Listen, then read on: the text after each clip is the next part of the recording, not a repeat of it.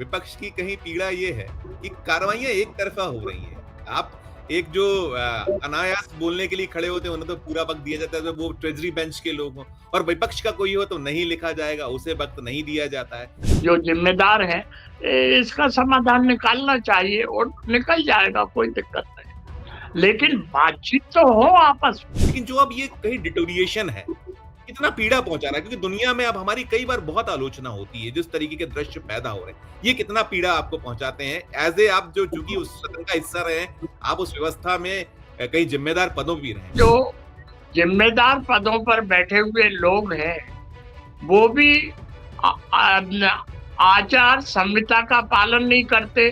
संसद की एक गरिमा होती है, एक प्रतिष्ठा होती है और लोगों की निगाह संसद की कार्यवाही पर होती है। सदस्य क्या पहने, अब एक विवाद ये भी टी शर्ट को लेकर विवाद है, ये भी अजब है, गजब है। ये मतलब ये इसको कैसे देखिएगा, इस पे क्या आपकी एक टिप्पणी होगी पचौरी भाई? रूल्स एंड प्रोसीजर का जब पालन होगा, समय समय पर जो हमने संकल्प पारित किए हैं उसका पालन होगा, तो संसद में अनुशासन रहेगा और संसद में व्यवधान पैदा नहीं होगा।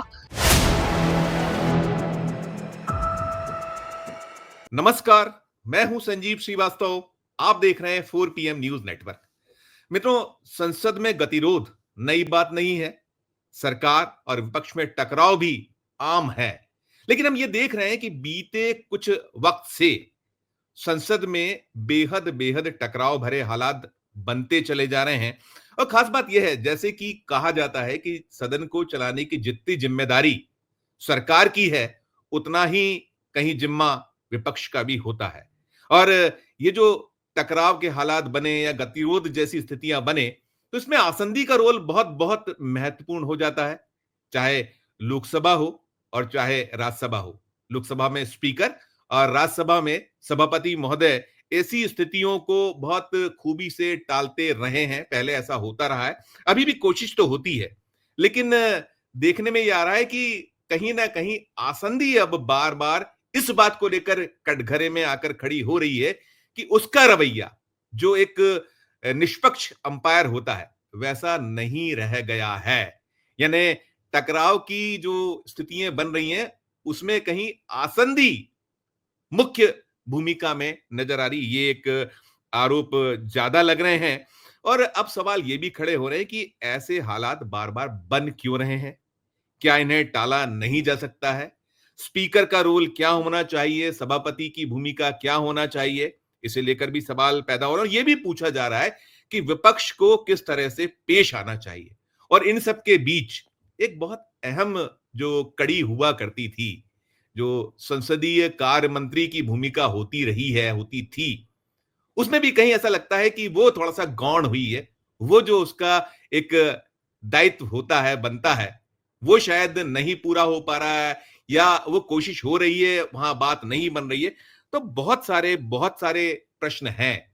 और अभी जो स्थिति है, मैं बहुत जो बात कर रहा हूं इसको आप दर्शकगण समझ गए होंगे कि जो हो रहा है लोकसभा में, और अभी जो ताजा एक बहुत ऐसा विवाद खड़ा हुआ है जिसमें नेता प्रतिपक्ष राहुल गांधी जी ने सीधे सीधे आसंदी को इस आरोप के साथ कटघरे में खड़ा कर दिया है कि वो बोलने नहीं दे रहे हैं, बोलने नहीं दिया जा रहा है एलओपी को। और उधर हमने राज्यसभा में भी देखा है, राज्यसभा में जो एक वयोवृद्ध बहुत सीनियर लीडर हैं, और सबसे खास है कि वो लीडर अपोजिशन है, मल्लिकार्जुन खड़गे जी, कांग्रेस के अध्यक्ष भी हैं, उनका भी दर्द, उनका भी मर्म कुछ यही रहा है। तो ये हालात क्यों बन रहे हैं, जो मैंने सवाल उठ रहे हैं, उनको खोजने के प्रयास के लिए एक बहुत बहुत खास मेहमान के पास आज हम चलेंगे। उनसे पहले हम जोड़ते हैं, सबसे पहले जोड़ा जाए उनको। हमारे साथ जुड़ गए, हमारे साथ हैं बहुत बहुत खास मेहमान सुरेश पचौरी जी। आप देखते ही पहचान गए। पचौरी भाई, बहुत बहुत स्वागत है आपका। मैं बता दूं कि मैं पचौरी भाई का 4 टेन्योर राज्यसभा का, आप बहुत सारे पदों पर रहे, जब कांग्रेस में होते थे आपने जो नरसिम्हा राव सरकार थी उसमें मंत्री की भूमिका अदा की, बहुत महत्वपूर्ण महकमे, केंद्रीय रक्षा उत्पादन राज्य मंत्री, और प्रधानमंत्री जी से संबद्ध रहे आप। और अभी जब बाद में बदला गया 2004 से जो दौर रहा, उसमें आप मनमोहन सिंह जी की सरकार में मंत्री, और यही भूमिका आपके पास थी, संसदीय कार्य महकमा आपके पास था जो बहुत अहम होता है। जिस मसले जिस विषय में बात करिए और प्रधानमंत्री से आप संबंधित थे, तो ऐसे पचौरी भाई ने हमारे लिए समय निकाला। पचौरी पुनः आपका बहुत बहुत स्वागत करूंगा, आभार व्यक्त करूंगा, आपने हमें समय दिया। और शुरुआत यहीं से, बहुत धन्यवाद, और ये मेरा सौभाग्य है। बहुत बहुत आभार। और यहीं से शुरुआत की, जो संसद में जबरदस्त गतिरोध के हालात हैं और ये जो बहुत ज्यादा बढ़ते चले जा रहे हैं, क्या टिप्पणी आपकी कैसे टाला नहीं जा सकता? कहां कमी कहां पेशी आप देखते पाते हैं? शुरुआती टिप्पणी आपकी पचौरी भाई। देखिए, मेरा ऐसा सोचना है कि संसद में व्यवधान क्यों हो रहे हैं, इस पर हम गंभीर चिंतन करें, और संसद में अनुशासन रहे, इस पर हम गंभीर विचार करें। इसके लिए हमें समझना होगा कि प्रमुख भूमिका किन किन की रहती है संसद के व्यवस्थित संचालन में। सबसे पहले सदस्य की, उसके बाद मंत्री की, उसके बाद पीठासीन अधिकारी की। सदस्य को यह समझना चाहिए कि उससे क्या लोगों की अपेक्षाएं हैं, उसकी क्या जिम्मेदारी है, उस पर वो किस तरीके से खरा उतर रहा है। मंत्री यानी सत्ता पक्ष को यह समझना चाहिए कि देश के प्रति और संसद के प्रति उनकी क्या जवाबदारी है, और पीठासीन अधिकारी को यह समझना चाहिए कि किस ढंग से सद्भावनापूर्ण वातावरण में मैत्रीपूर्ण व्यवहार रखते हुए सबको विश्वास में लेकर संसद में अपनी भूमिका अदा करने का अवसर मिले, यह वो सुनिश्चित करें। यदि ये तीनों बात रह जाती हैं, तीनों घटक पूरे होते हैं, तो मैं नहीं समझता कि संसद में कोई गंभीर रूप से व्यवधान पैदा होगा, ऐसा मेरा अनुभव है। बिल्कुल बिल्कुल, आपने सही कहा। लेकिन हम ये देख रहे हैं अभी जो कुछ हुआ, आपने कहा कि आसंदी को आपने अंतिम पायदान पे रखा है, लेकिन हम ये पाते रहे हैं कि वो जो भूमिका का निर्वहन, जैसे टकरावों को टालने की बात होती थी, वो एक हमने बहुत कुछ देखा है कि उससे बहुत चीजें हल होती थी। अभी जो सबसे मुख्य जिसपे मैं चर्चा करना चाह रहा हूं, वो ओम बिरला जी वर्सेस राहुल गांधी जी, यानी आसंदी स्पीकर वर्सेस एलओपी।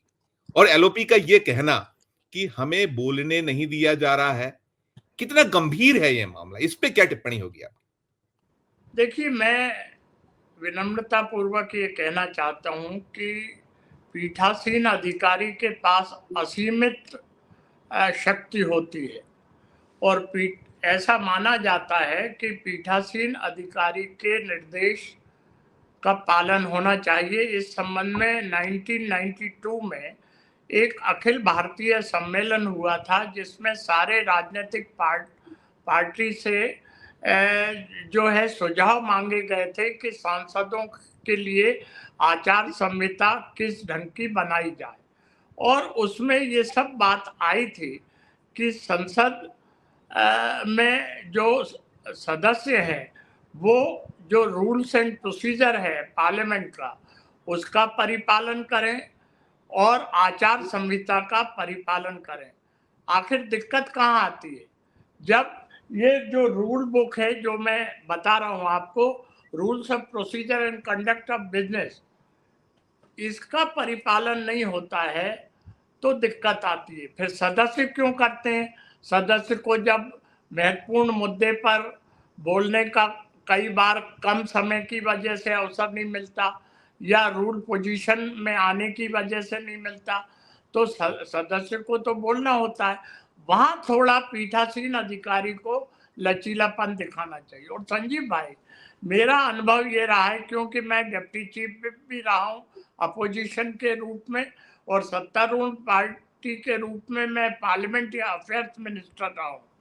जब अलग अलग पॉलिटिकल पार्टी के चीफ विप, जब पार्लियामेंट्री अफेयर्स मिनिस्टर, जब पीठासीन अधिकारी, इनमें आपस में सामंजस्य रहे, सामंजस्य का मेरा मतलब है वार्तालाप होता रहे, कोई निदान निकालने की, किसी भी इशू की प्रक्रिया में हम आगे बढ़े। जी बिल्कुल ठीक आपने फरमाया, ये बिल्कुल सही है कि जिम्मेदारियों की बात कर रहे हैं। लेकिन मैं एक खास बात जो आपने इसमें जोड़ा, संसदीय कार्य मंत्री की भूमिका एक बहुत बहुत महत्वपूर्ण होती है। आपने इस पद का निर्वहन किया और ऐसे बहुत अवसर रहे हैं, मुझे याद है, स्मरण है कि वो भी दौर था कि किस तरीके की सरकार थी, क्या नंबर्स थे, तब आप किया करते। अभी क्या लगता है आपको कि कहीं इस मोर्चे पर, यानी जो सामंजस्यता वाला मोर्चा है, वहां क्या कुछ कमी पेशी है जो इस वजह से ऐसे हालत बन रहे हैं? ये कुछ आप देखते या पाते हैं पचौरी भाई?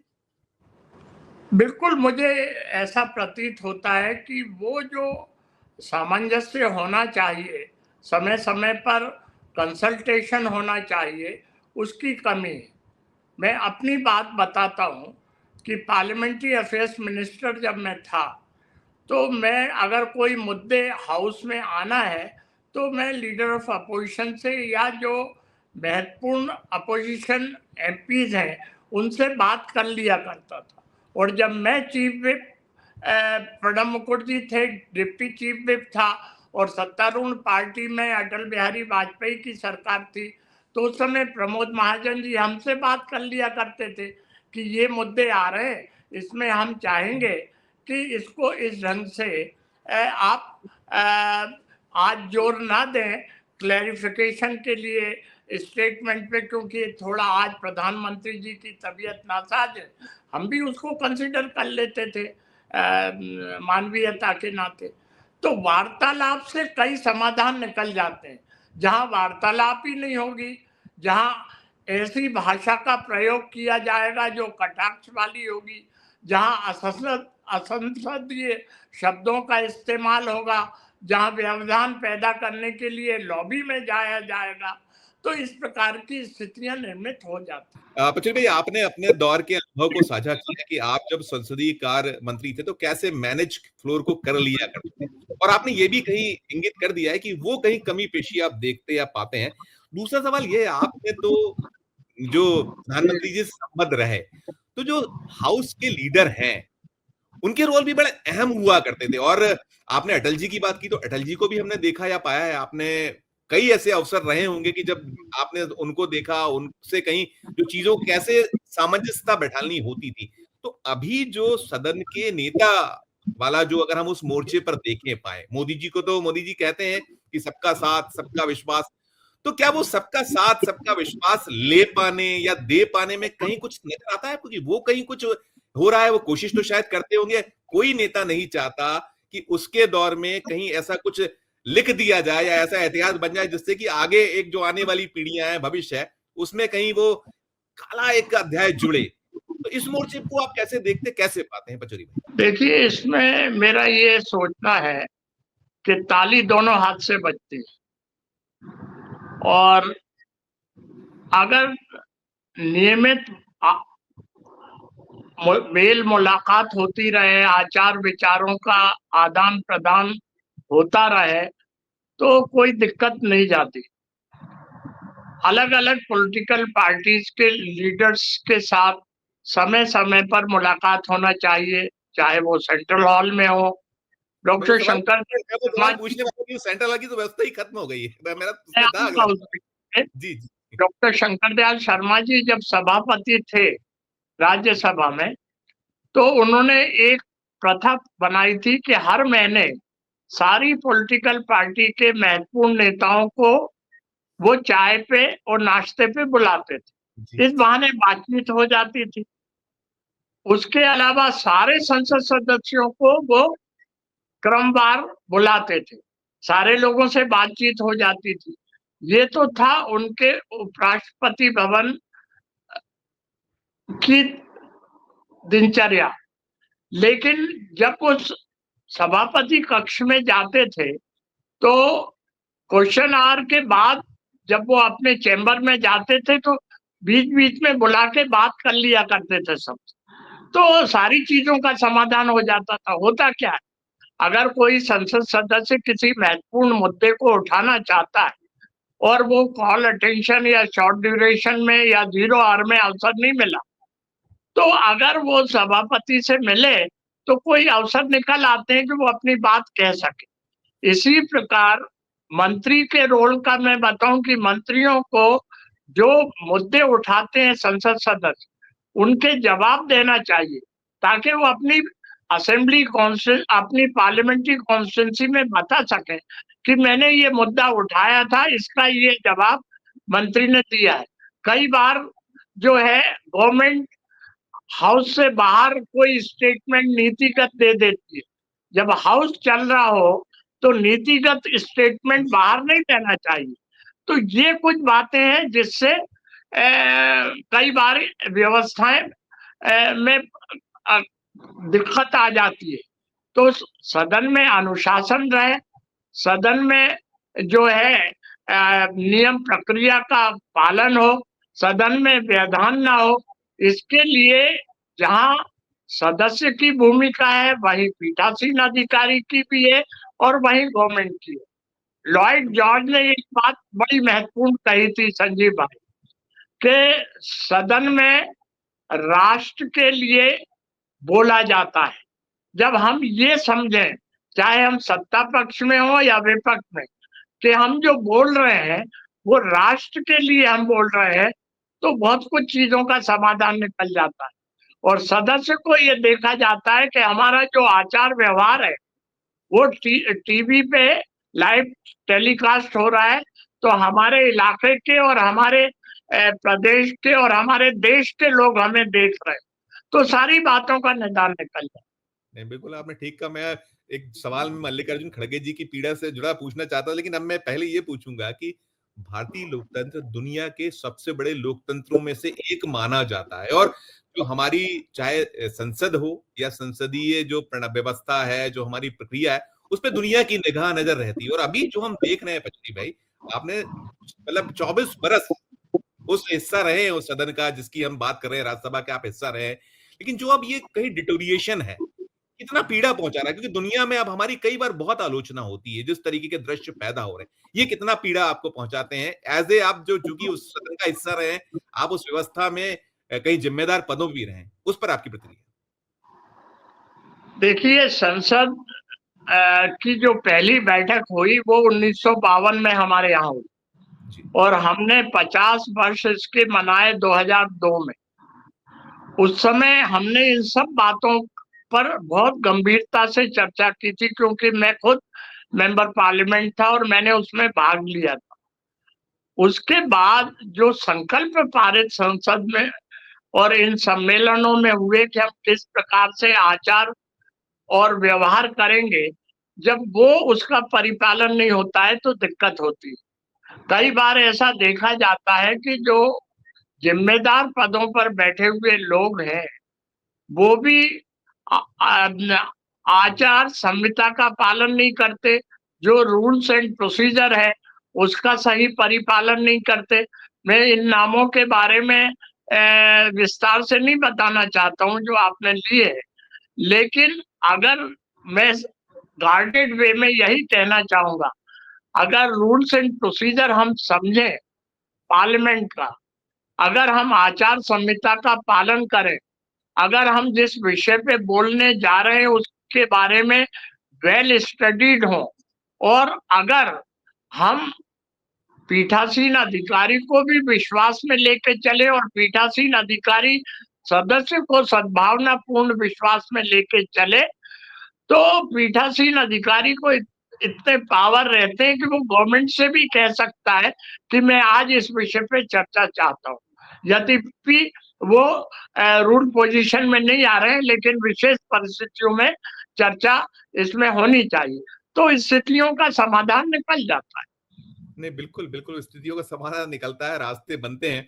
अभी जैसे आप देख रहे होंगे एक बहुत जो हम एक मूल विषय है जिसके कारण ये पूरा का पूरा चर्चा हम कहीं कर रहे हैं, उसमें जो मैंने शुरुआत में कहा था, राहुल गांधी जी और बिरला साहब वाली बात कही, जो स्पीकर वर्सेस एलओपी की लोकसभा के, तो वहां ये हुआ कि मर्यादाएं तोड़ी जा रही हैं, खासकर राहुल गांधी जी पर, जो और फिर उन्होंने वो जो जाकर सदन के बाहर कहीं मीडिया के बीच जो बात रखी कि मुझे बोलने नहीं दिया जा रहा है, तो ये कहीं आप पाते हैं कि मर्यादाओं के तोड़ने के जो आरोप आक्षेप, इसे कैसे देखते हैं कहीं, क्योंकि आप बहुत बारीक पैनी निगाह तो रखते हैं, ये पूरा मसला आप कहीं देख रहे हैं, इसमें क्या आप पाते देखते हैं, क्या आपकी मशविरा होगा? आप भारतीय जनता पार्टी के एक बहुत ऐसे सीनियर लीडर हैं और आपने बहुत लंबे वक्त तक कांग्रेस में रहे हैं, तो इस पे क्या आपकी राय होगी एज ए एक विशेषज्ञ, एज ए एक पूर्व संसदीय कार्य मंत्री, महत्वपूर्ण भूमिकाएं निभाने वाली, तो क्या आपकी इसमें मशविरा होगा और क्या वो उन्होंने मर्यादाएं तोड़ी, ऐसा कुछ देखते पाते हैं? संजीव भाई, मैं राजनीतिक पार्टी के कार्यकर्ता के रूप में कोई टिप्पणी नहीं करना चाहूंगा और जी। ना मंतव्य देना चाहूंगा। मैं केवल विनम्रता पूर्वक ये कहना चाहता हूँ, संसद की एक गरिमा होती है, एक प्रतिष्ठा होती है और लोगों की निगाह संसद की कार्यवाही पर होती है। जी। सदन का नेता, सदन में विपक्ष का नेता और सदन का सदस्य, ये बड़ी इम्पोर्टेंट भूमिका इनकी रहती है। और इन ये जब इम्पोर्टेंट भूमिका इनकी रहती है और ये अपनी जिम्मेदारी का एहसास एक गंभीरता से करें तो ये दिक्कत नहीं आती।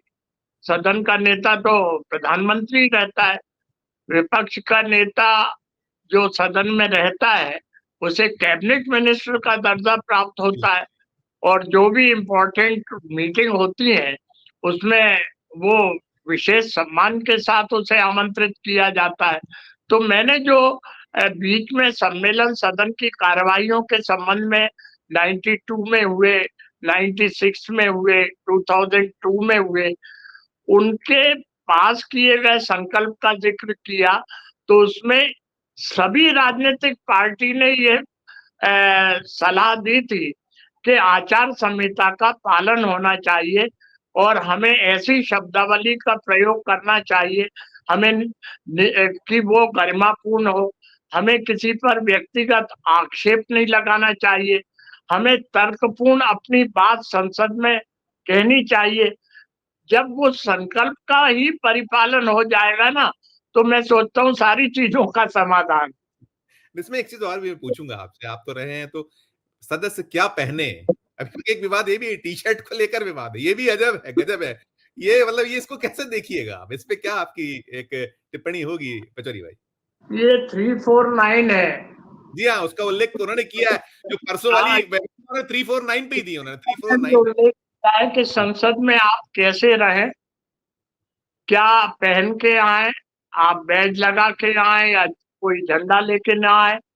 जब आप वहां चले तो कोई मेंबर अगर बोल रहा है तो आसंदी और मेंबर के बीच से न जाएं, किसी को व्यवधान पैदा ना करें।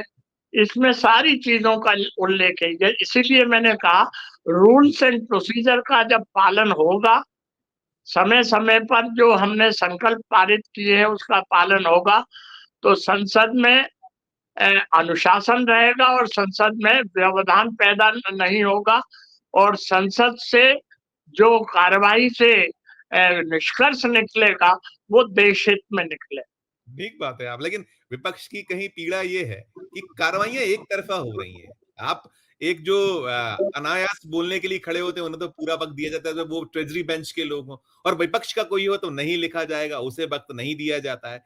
ये जो कहीं है, और फिर साथ में जो कार्रवाइयां हैं कि एक पर एक्शन, आपने तो देखा है कि 150 लोगों को एक साथ सस्पेंशन भी देखा था, तो जब ये मोदी O2 था उस दौर में, यही बिरला साहब ने किया था। लेकिन वहां जब सत्तारूढ़ दल के लोग अपना आपा खो बैठते हैं, वो उस तरीके से कार्रवाइयां नहीं होती, परिलक्षित नहीं होता। इसको लेकर बहुत मर्म और पीड़ा है विपक्ष की, इस पे भी आपकी टिप्पणी? देखिए, हमारे देश में इस प्रकार की घटनाएं कम होती, लेकिन हम तो चाहेंगे बिल्कुल ना हो। कई बार प्रदेशों में विभिन्न विधानसभाओं में होती है, केरला में हुई, गुजरात में हुई है, लेकिन ऑस्ट्रेलिया में एक ऐसी घटना हुई संजीव भाई कि सर। वहां विपक्ष के नेता ने पानी का भरा हुआ गिलास ही प्रधानमंत्री पे फेंक दिया। ओहो। कम से कम ऐसी स्थितियां अभी नहीं आई हैं और हम चाहेंगे कि ऐसी स्थिति ना आए। बिल्कुल, बिल्कुल। नहीं, एक चीज़ इसमें एक और चीज़ है, जो जैसे मल्लिकार्जुन खड़गे साहब हैं, आपने तो बहुत सारा, जब जो सीनियर मोस्ट लोग होते हैं, उनको एक रिगार्ड मिलता है, उनसे कहीं कुछ सीखने को चाहते हैं, और चाहे आसंदी भी हो, आसंदी को भी लगता है कि ऐसे सीनियर लीडरों से कुछ चीज़ें हम गेन कर लें। लेकिन अभी हो यार ऐसा, मल्लिकार्जुन खड़गे जी का दर्द देखिए, वो कहते हैं कि माइक बंद कर दिया जाता है, राहुल जी ने भी दर्द व्यक्त किया, कैमरे नहीं आते, उन्होंने भी व्यक्त किया, राहुल जी ने भी किया, सारे विपक्ष को लेकर उनका कहीं था। कहीं ये भी उनका रहा कि बिल्कुल एक टीचर और स्टूडेंट सा व्यवहार हो रहा है। तो इस पे भी आप कुछ, चाहूंगा कि टिप्पणी कीजिएगा कि इसको जो मर्म या ये पीड़ा है, ये इसको कैसे, ये क्या, प्रिजाइडिंग ये ऑफिसर के ये ये साथ क्या ये क्या ये क्या ये क्या ये क्या गैर वाजिब है विपक्ष की ओर से टिप्पणियां, या ये पीड़ा? सचिन भाई, इसमें ऐसा है, ऐसी कोई अनहोनी स्थिति अगर सदन के अंदर कार्रवाई करते समय बनती है, तो सदन के पीठासीन अधिकारी के साथ बैठ के और पीठासीन अधिकारी सत्तारूढ़ दल के लोगों को बुला के, जो जिम्मेदार हैं, इसका समाधान निकालना चाहिए और निकल जाएगा, कोई दिक्कत नहीं। लेकिन बातचीत तो हो आपस में, वही कहीं वही बातचीत का वार्तालाप तो हो, वो बैठक तो शायद हो।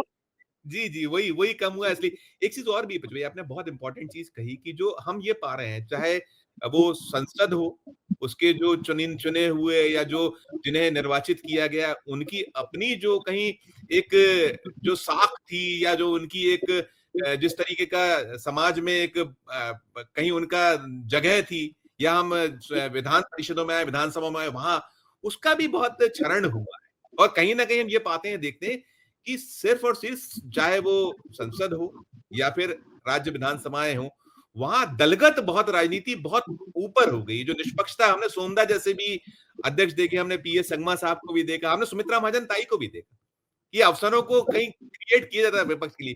क्या वो वैसी कमी है? मैं संसद पे ही पूछूंगा आपसे कि वो कुछ आप देखते पाते हैं कि उसमें कहीं कुछ कमी पेशी आ रही है, इसलिए ऐसे हालात ज्यादा पैदा हो रहे हैं?